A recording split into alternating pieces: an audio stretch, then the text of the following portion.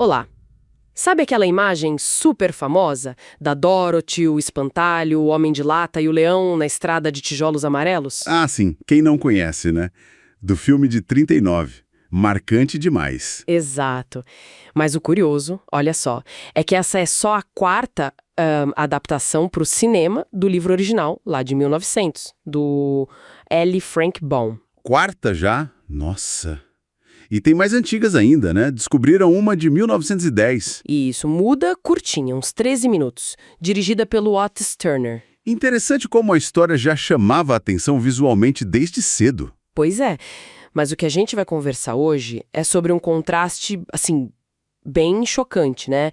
Entre essa magia toda da história e umas ideias bem sombrias do autor. Essa é a parte complexa. As fontes que a gente analisou trazem isso bem forte. Vamos mergulhar nessa dualidade. Porque, segundo essas fontes, o L. Frank Baum, ele tinha posições abertamente racistas e não é interpretação, é documentado. Sim, os registros são bem explícitos. No fim do século XIX, ele publicou um editorial num jornal, o Saturday Pioneer. E o que ele dizia? Olha, é pesado.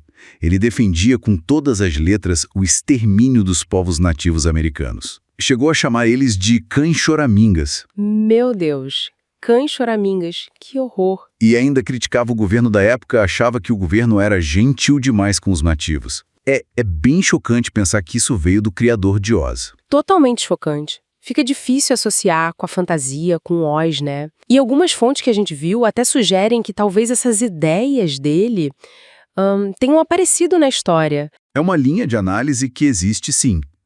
É importante frisar, como você falou, que o material que recebemos apresenta isso como uma interpretação, uma possibilidade.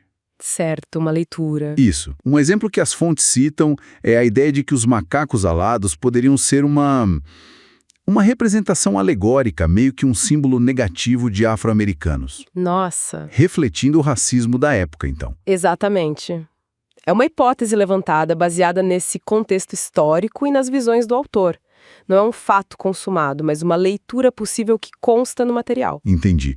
Então, de um lado, a gente tem esse autor com um histórico complicado, para dizer o mínimo, e uma obra que pode ter ecos disso. Exato. Mas aí vem um paradoxo, né?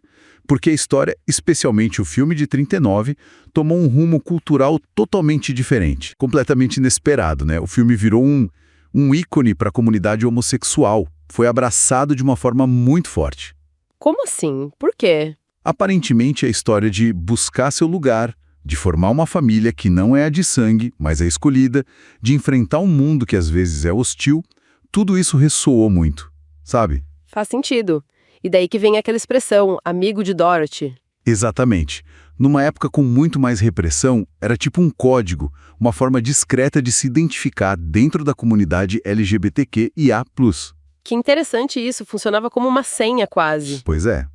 E a própria Judy Garland, a atriz que fez a Dorothy, se tornou um ícone gay muito poderoso, pela vida dela, pela proximidade que ela tinha com essa comunidade também. Que virada, hein? Uma obra que nasce com essa sombra do autor, com possíveis alegorias problemáticas. Acaba sendo totalmente ressignificada, né? Ganhando um sentido novo, de pertencimento, de aceitação, justamente por um grupo que era marginalizado. É impressionante como a cultura se apropria e transforma as coisas. Mostra como o significado de uma obra pode escapar totalmente do controle e até das intenções de quem a criou. A recepção deu outra vida para Oz. Então, para a gente amarrar aqui, a gente tem essa história que todo mundo ama, cheia de fantasia. Criada por um autor com visões racistas bem documentadas, infelizmente. Aí, décadas depois, o filme vira um símbolo super importante para a comunidade LGBTQIA+. Um símbolo de esperança. É um paradoxo gigantesco. É o grande paradoxo de Oz. E isso deixa a gente pensando, né? As fontes não dão a resposta, mas provocam a reflexão. Que seria? Será que o significado que a gente dá para uma história pode mesmo superar ou até ir contra as ideias e os preconceitos de quem escreveu? Uma ótima pergunta para se pensar. Fica aí a reflexão.